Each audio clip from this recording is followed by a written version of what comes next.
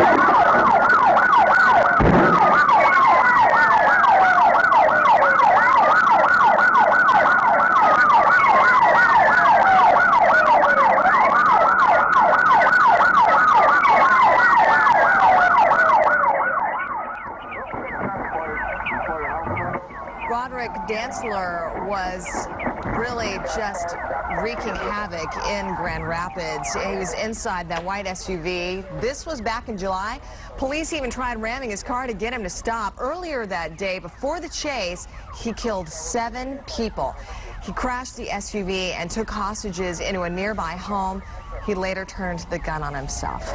The shootings took place at 2 separate locations in northeast Grand Rapids. It all began around 3 o'clock this afternoon. 3 people, including a 10-year-old girl, were discovered shot to death in a home on Plainfield Avenue. 4 adults were shot to death at a second home on Brinell Court. The rampage appears to stem from domestic issues. Friends of some of the victims were devastated. Great people, great friendly people that I could not. The last people on earth that you would think something like this would happen Yeah, to. absolutely. It's just a tragedy. I can't believe how close to home this is. Police identified Rodrick Dantzler as the suspect.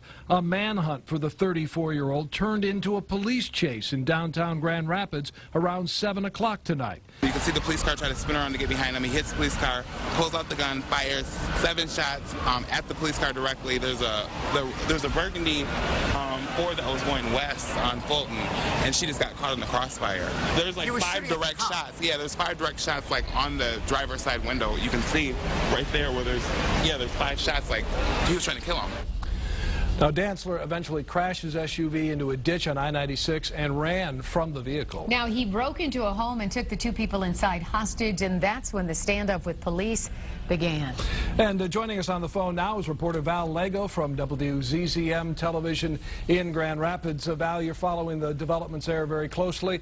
We've known in the last hour or so that one of the hostages has been released. What's the latest there? Yes, it was a 53-year-old woman, and the police chief just gave us an update, and he says, this is a good sign that negotiations are going well. There's been a deal reached, and this was part of the deal, and so it appears that Rodrick is holding up his end of the deal and by releasing that hostage. Now, what happened was she went into the police command center then and began to tell them about what's happening in the house, possible areas where he might be able to escape. There's a window with an air conditioner unit in it. He could get rid of that and crawl out the window. And so she's really been kind of cooperating with police as far as letting them know what the parameters of the house are. As of right now, there are 2 Michigan State helicopters lighting up the perimeter of the house. They've got floodlights on the house, and from what we know, they are inside the house, and they are trying to get Rodrick out of the house. And they can hear him talking, and he's apparently using another woman that we've learned now is in the house, to communicate through her to police. We've also learned about a 3rd hostage. However, we have unconfirmed reports about the fate of that hostage, and so we're waiting to try to confirm that before we go further with that. And at this point in time, we're not exactly sure how many hostages he does still have in that home. We've heard unconfirmed reports that there were 2 people hiding in the basement. And so this is something that has really torn this neighborhood apart. It's a very quiet neighborhood. It has a little lake that kind of surrounds it with a lot of homes around it. The last place in the world you would have expected anything like this to do. Of course, this was just random that he picked this particular house to seek refuge in when he crashed his SUV going the wrong way on 96 into a ditch and then just kind of took off running. And so that's where we're at this point in time, just kind of sitting and waiting and waiting and waiting. I mean, since I think it's about 7:15, he's been in that home, and we're still waiting to see what's going to happen nearly 4 hours later. Now, Val, okay, we're gonna let you go right now because we're gonna continue our coverage, but we know that community has got to be just frightened right now, especially even with the thought that he might get out. Yeah, community on edge. Val Lego from WZZM Television joining us with an update from the scene there. Now, Rodrick Dantzler does have a lengthy criminal record. In 1992, he was arrested by police in the town of Walker near Grand Rapids for stealing a car and breaking into a home. In 1997, he was charged with malicious destruction of property. Then in 2000, he was charged with felonious assault, and just last year he was accused of assault and spent just 8 days in jail. Joining us live on the phone right now is Renee Raspberry from Grand Rapids. She lives on the street where all this is happening tonight. Renee, thank you for joining us. You were not able to get. You were able to not get back to your home tonight. Tell us what went on. We cannot get back. We just went back to the corner of Elmdale and Salerno, which is about a quarter of a mile actually from our house, and that's how far they've got it blocked off. And we've just talked to a neighbor, and they won't even let her come out to let her dogs relieve themselves or her cat.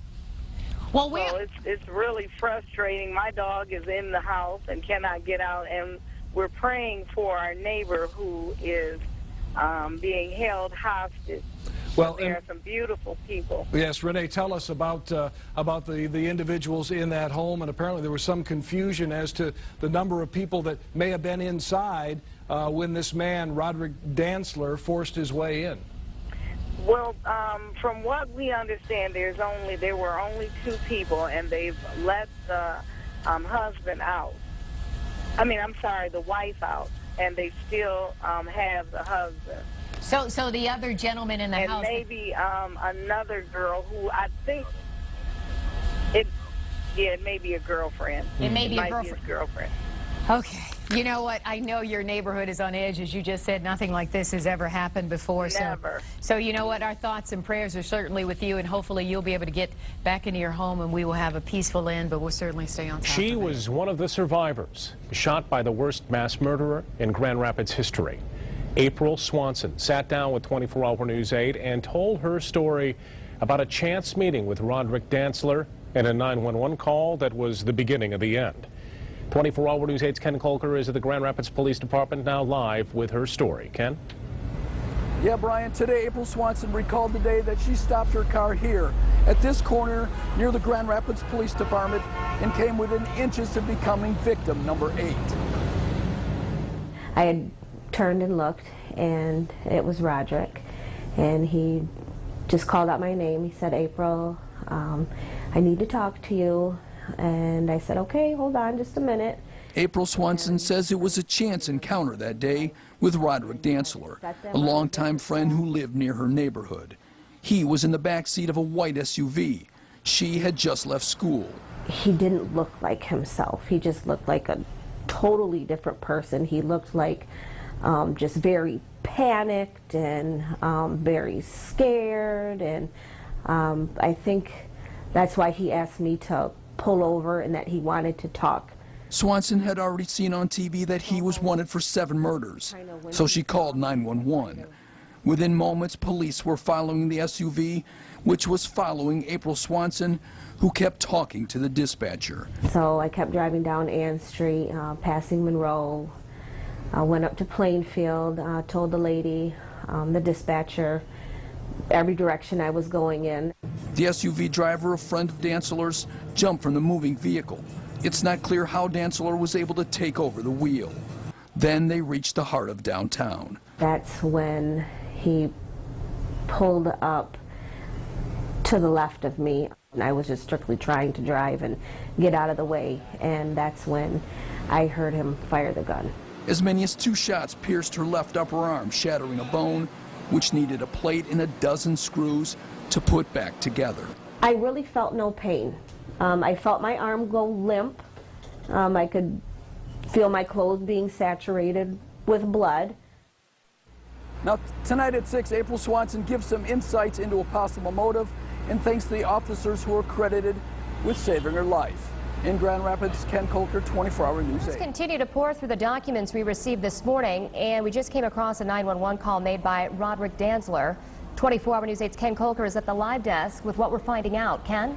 Yeah, Emily, it was a call that Rodrick Dantzler made to 911 right after taking the 3 hostages. This was several hours after killing 7 people, and it was clear that even the dispatcher didn't know who was on the other line. 911, where is your emergency? Emergency is I got a hostage. I don't like the police barking orders at me. You don't like the police barking orders at you? Where are you? You know where I'm at. You got to. No, actually, I don't. Well, because you're calling from a cell phone, so I don't know where you're at. Well, I'm where the hostage is at. Which is where? And ask all the police in Grand Rapids where the at. Then you know where I'm at. I don't about killing nobody. I'm already dead. So if you don't start doing a safe, I'm going to kill another. Now, of course, we know that Rodrick Dantzler didn't harm any of the hostages. He killed himself about 4 hours after taking those hostages. Now, we're still going through the documents and the audio and videotapes, and we'll have much more online and tonight at 5 and 6. Live in the newsroom, Ken Kolker, 24 Hours. But first, the deadly shooting rampage, police standoff, and high-speed chase that put a Michigan city on edge all night long. And 7 people were shot and killed as the suspect got himself in the middle of an unexplainable drama in Grand Rapids. ABC's Chuck Severson reports now on the tension. The ordeal began when the gunman opened fire in 2 Grand Rapids homes late Thursday afternoon. As local and Michigan State Police gathered evidence, neighbors and eyewitnesses expressed their shock. This has got to be the hardest thing ever. 2 families just torn apart, all in the blink of an eye. If one person could do this to somebody, this is terrible. 4 people were found dead in one home. 3 victims were killed in another house in another neighborhood. Police confirmed late last night that 2 victims were children. Great people, great friendly people that the last people on earth that you would think something like this would happen to. Police identified the suspect as Rodrick Dantzler. He was discharged from prison in 2005 on assault charges. Local media reported a long police record. He has been a danger and a menace to society for as long as I can remember. It turned into an even more chaotic situation when police say Dantzler led officers in a high-speed pursuit, opening fire. 2 people were shot and injured. You can see the police car try to spin around to get behind him. He hits the police car, pulls out the gun, fires 7 shots at the police car directly. You can see right there where there's 5 shots, like he was trying to kill him. The officers were in hot pursuit through downtown Grand Rapids on the wrong side of a busy interstate highway, which was closed for hours.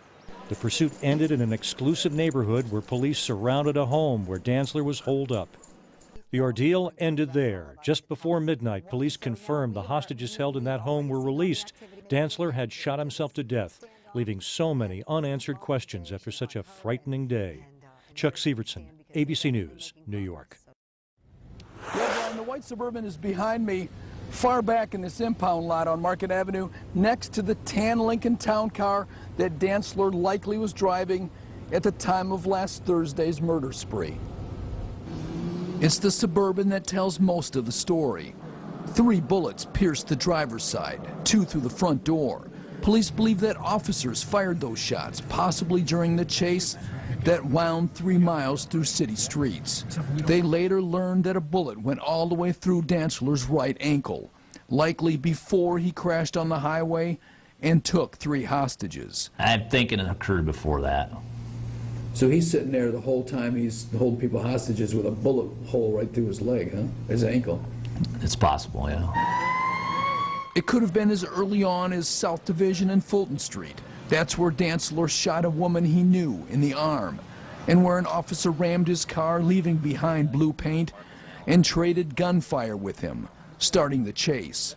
Or it could have been near Lydia and Malta Streets, where police say they also exchanged gunfire. Maybe 2 car lengths after the SUV came barreling down, there was a cop, and then another cop, and then another cop. By that time, the SUV had 2 flat tires, the left front and right rear taken out by police spike strips. Police are still trying to trace more of Dantzler's travels that day, including a 4-hour gap between the shootings and the chase. They tell us he spent part of that afternoon after the killings with the owner of the SUV, a Grand Rapids man who is not suspected of any wrongdoing. We know the suspect's dead, but we are going to investigate this like we have to prosecute him. We owe it to the family and the community to answer as many questions as we possibly can. Now, police are waiting for toxicology results to see if Dantzler, who shot himself in the head, had been drinking or taking drugs that day. Now, on the front seat of the Lincoln Town car, which he drove during that murder spree, we actually saw a bottle of orange juice and a bottle of Grey Goose vodka. Live in Grand Rapids, Ken Kolker, 24 Hour News.